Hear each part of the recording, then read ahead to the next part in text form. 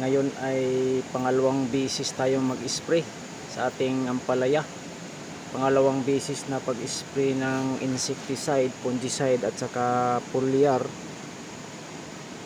So pangalawang linggo na ngayon guys, kasi yung edad ng ating ampalaya ay 14 days old na mula nung nailipat natin, nailipat tanim, ay transplant. So ito yung ginagamit ko guys na insecticide, Benevia.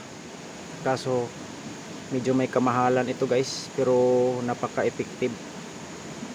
At saka yung fungicide, itong Purso.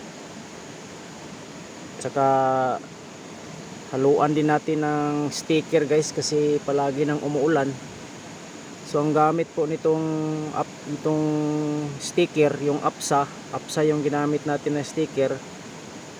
Ito po ay pangpakapit sa ating mga fungicide na foliar, saka yung insecticide, para hindi siya ma-wash out guys pag umuulan, lalo na ngayon na palagi nang umuulan dito.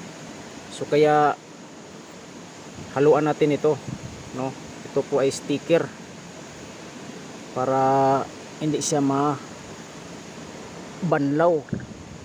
So sa 16 liters guys, 10 ml lang ang ilagay natin sa isang knapsack sprayer dito.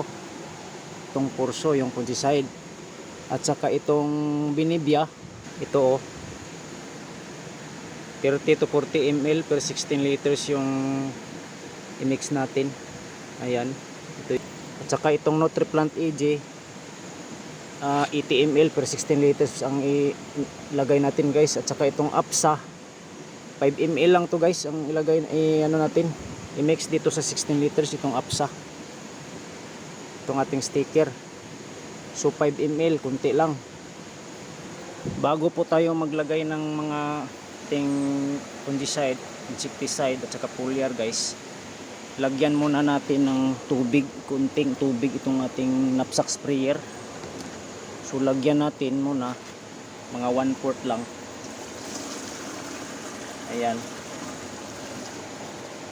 bago tayo maglagay ng fungicide, insecticide at saka yung foliar.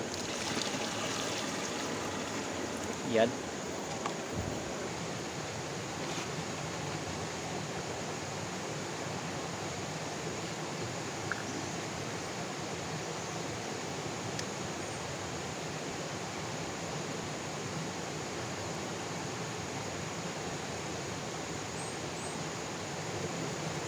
So ito na yung ampalaya natin guys, oh.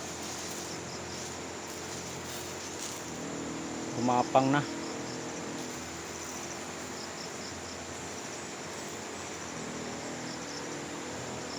Ayan. So tapos na nating ma-installan ng pagapangan niya.